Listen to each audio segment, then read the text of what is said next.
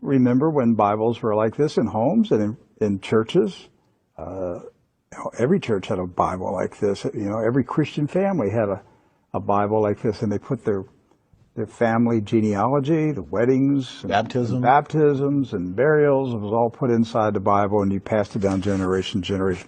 This particular Bible was published in 1905. Now, the reason I brought it out is that I want to show a map that's in this Bible. Now, mind you, the Scofield Bible was not published until 1913. Right. And I have in my office an original 1913 Scofield, which was the introduction of the Zionist Masonic heresies about a future state of Israel and separating the church from Israel and all of that rapture stuff. That's where it came from. It was a Masonic Zionist heresy that was introduced into the American churches in 1913. This is a 1905 Bible. Pre-Scofield. Pre-Scofield, with no Scofield notes in it. So, you open it up, and this is on page 13. I mean, this thing's big. I want to show you. Here is a map of the Holy Land. And it says, what? Oh, Palestine of the Holy Land. They misspelled Israel. No. Palestine. Palestine. Huh. And all these Christian Zionists that tell me, Rick, there's never been a Palestine. All right, so here's a still. There it is. Let's zoom in and show you here. Yeah. So, yeah, you hear these people like John Hagee, there's never been a Palestine. Well, look at this Bible map from 1905. And most Bibles Yes. from then had a map of Palestine. And Palestine is in the Bible itself, in the Old Testament. So we're showing you this just because I'm trying to break through the propaganda, the confusion, the lies that the Zionists have implanted in millions of minds of Christians in America, and told them there's never been a place called Palestine. But I have a map, Rick. Right there it is. So, with that in mind, do you know who lived in Palestine? Palestinians? Palestinians. I got that one right. Palestinians. And Palestinians were Jewish, Christian, And Muslim. and Muslim. Right. They weren't a particular faith. They were citizens of a particular country. Palestine. Palestine. They were all Palestinians. Yes. Jesus was a Palestinian. Look at this. Okay? So Israel has never meant a political country. It's always meant the people of God. Yes. The called out ecclesia, the people of God. That's what Israel means. It's not a political country. With that in mind, we're going to show you some of the scenes of the violence that's taking place in Palestine this week, because here's what's happened.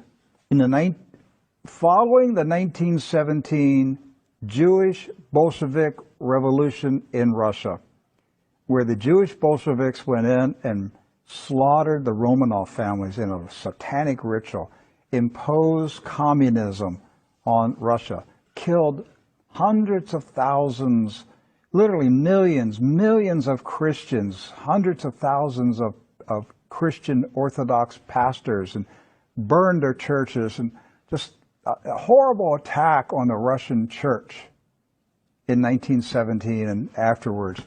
Then they began to infiltrate Palestine in the 1920s and the 30s. In the 1930s, there was a congressman in Texas, Lyndon B. Johnson, and he was smuggling guns and rockets and grenades from Texas to Palestine, putting them in the hands of the Jewish communist terrorists that were infiltrating Palestine. There was no Israel, no state of Israel. It was Palestine. And they crow about that. That's not a conspiracy theory. That's right from the Lyndon B. Johnson Library. The crates they were marked Texas grapefruits. The grenades, they were shipped as Texas grapefruits. The same grapefruits that blew up the King David Hotel. Right. So the 1920s, the 30s, and into the 40s, the European Ashkenazis invaded Palestine, infiltrated. The Arabs, Christian, Muslim, and Jewish, all Palestinians, were alarmed by the arrival of the communist Ashkenazis from Europe. The so-called Jewish settlers were killing. They killed the Jewish residents of Palestine. Yes. You understand that? They killed the Jews who lived in Palestine. They killed Christians. They killed Muslims. They finally got enough critical mass that they had enough numbers that they took over Palestine and declared their independence in 1948. And Harry S. Truman, a 33rd degree Freemason, quickly recognized this new country as a real country. And that's how we got to 1948 and the State of Israel. There's never been peace in the Middle East since that day. That day is marked by all Palestinians as a day of disaster. Nakba. A day of disaster. The disaster continues to this day. The Ashkenazis invaders continue to take the land, the homes of the Palestinians who have resisted, refused to leave their houses, refused to leave their farms. It's not about Palestinians trying to chase out Jews. It's Jews who are trying to chase out Palestinians. And to this day, since 1948, they're still fighting them, trying to make them leave. Right. And these Palestinians have been